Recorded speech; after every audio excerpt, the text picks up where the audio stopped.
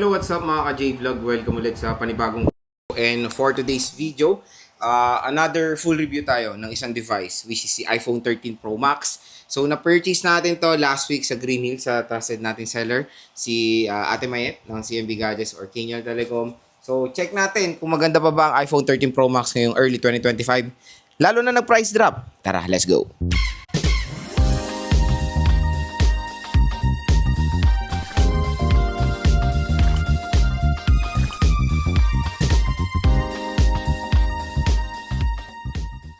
So yun mga ka-J-Vlog, another video na naman po ang ating itatakel and this time is iPhone 13 Pro Max. So shoutout sa mga nakanood ng pagbili natin ng iPhone 13 Pro Max sa legit nating seller sa Green Hills, si Ate Mayet. At ang magandang balita nga, ang 13 Pro Max ngayon is super nag-price drop. Kasi nung holiday season, nasa 35,000 pesos pa ang iPhone 13 Pro Max 128GB. Pero ngayon, ang magandang balita, ang 128GB, makakuha na kayo ng 4 as low as 29,000 pesos mga ka-J-Vlog. So, presyong iPhone 13 Pro na siya last year. And yun nga, napag-decide ako i-compare siya sa mga ibang iPhones. So, stay tuned sa iba nating video, i-compare natin siya. Pero, ang tanong, magkano ba 256 loads? Kasi yung 128, sinabi na natin, 29 to 30 naglalaro. Depende ulit sa bibilan yung shop. Again, estimation lang yung binigay ko or yung range. Yung 256 naglalaro sa 32 to 33,000 pesos. Again, super affordable na lang iPhone 13 Pro Max. I know sabihin ng iba, hindi naman affordable, 30,000 affordable sa'yo. Again, affordable siya sa perspective ng iPhones. Kasi syempre, lumabas to nung 2021 at nakabili rin ako neto nung release date ng Apple. 75,000 pesos ang bili ko sa iPhone 13 Pro Max ko, 128GB. And yung 256 naglalaro sa 80,000 pataas. So ngayon, syempre, 4 years na, 4 years later, sobrang laki na ng pre-nice drop, di ba? Makakabili na kayo ng 29,000 pesos, hindi lang yun, maganda pa yung quality, hindi siya, kumbaga, bugbog sarado ng mga pre-love eh. Doon nga sa mga ni-recommend natin shop, maganda yung mga quality ng iPhone sila. Kaya sa mga nakanood na neto or sa mga nakanood ng price update namin, alam na alam nyo kung gaano kaganda ang mga units ng CMB Gadgets. So, yun.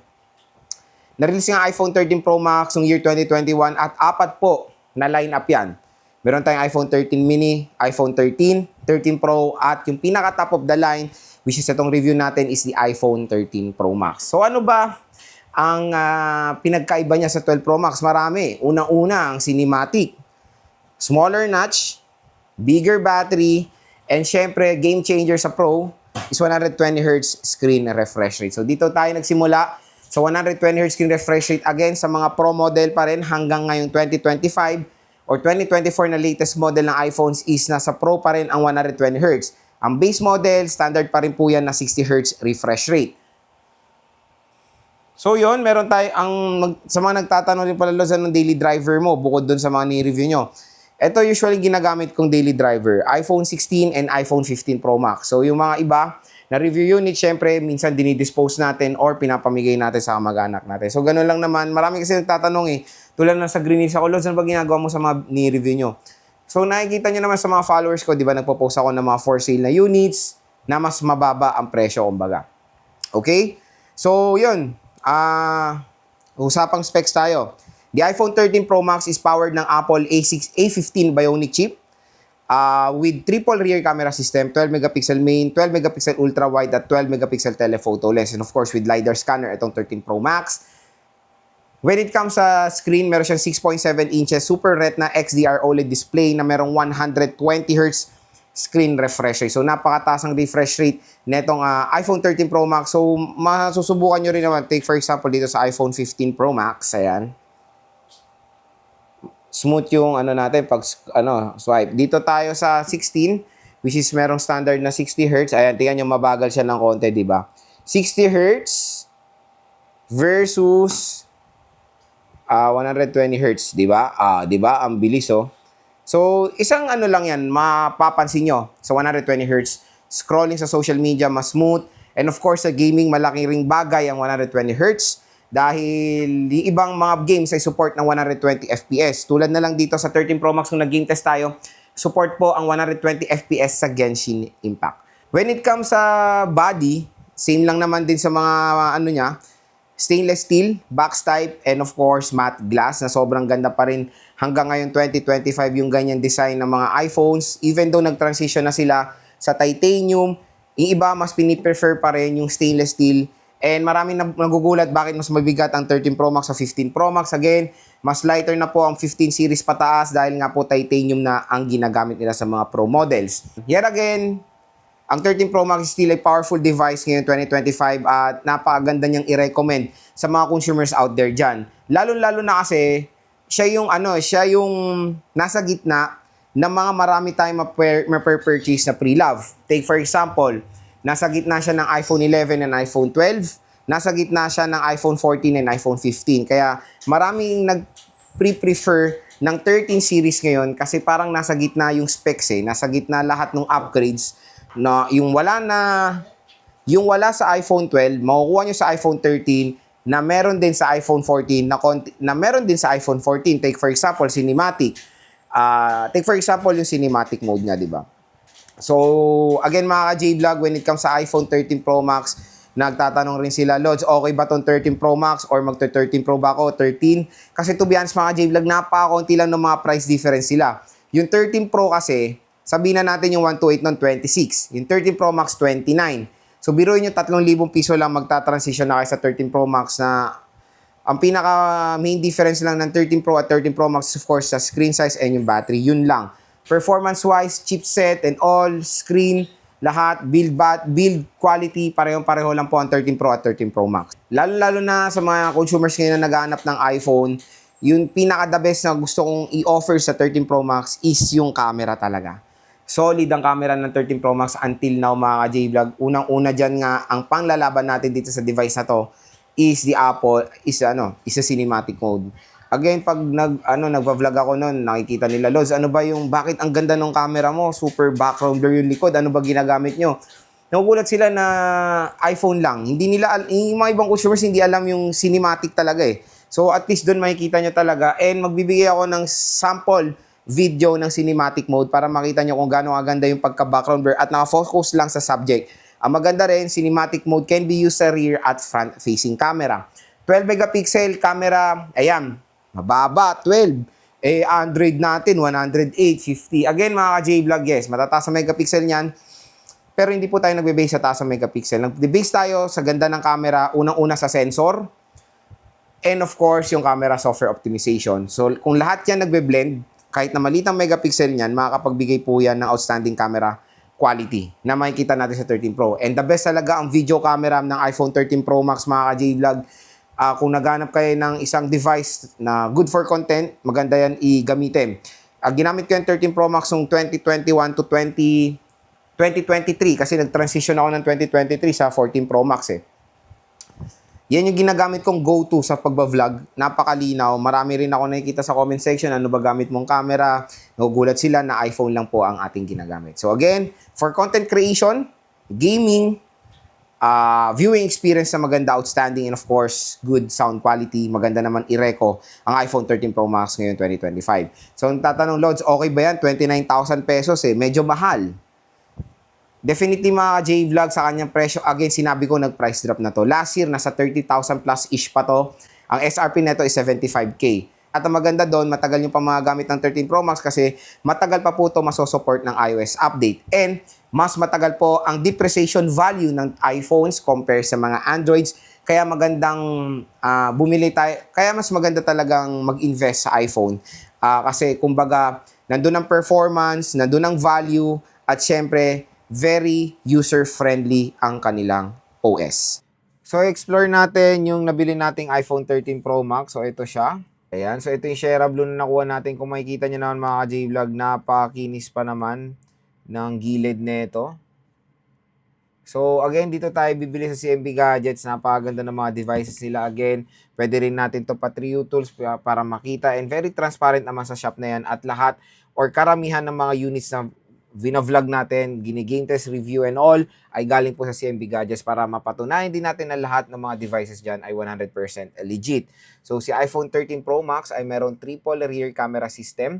Meron tayong LiDAR, scanner, at meron tayong flash din sa taas. So, matte glass design and stainless steel frame itong device na to. Sa right side, nandito ang kanyang power button. Sa taas, wala tayong makikita. Sa left side is the ring and silent toggle, volume rocker, and yung SIM tray. Sa baba naman, meron tayo ditong speaker grills, microphone, and yung lightning port. Dito sa iPhone 13 Pro Max ay meron na siyang 6.7 inches Super Retina XDR OLED display at mas maliit na yung notch nito compare sa iPhone 12 Pro Max. At ang maganda dito is 120Hz display na itong device na to. So ito yung first ever 120Hz screen display ng iPhone, yung mga 13 Pro series. And nakapag-games na rin tayo dito. I-check nyo na lang yan sa ibang video. Yung nakuha natin battery health is 81% battery health. Again, ayan, tingnan nyo, kumuha tayo ng 81% battery health para mapatunayan din sa inyo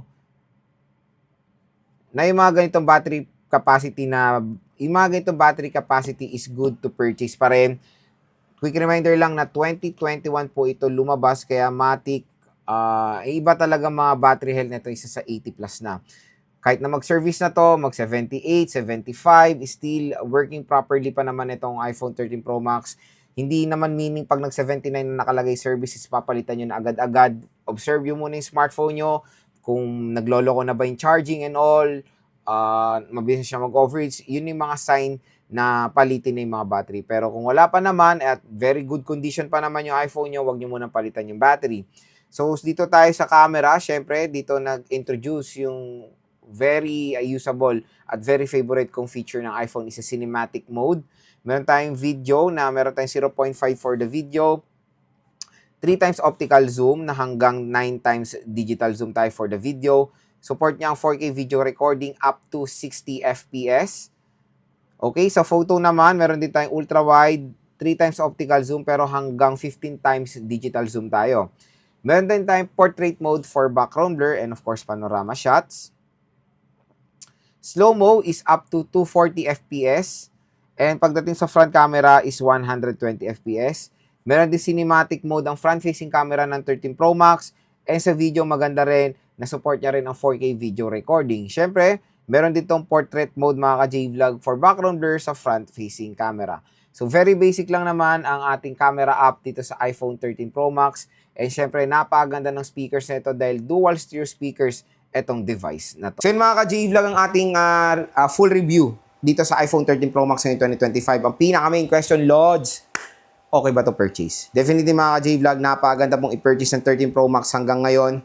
Mas sulit na nga siya, mas mura na siya.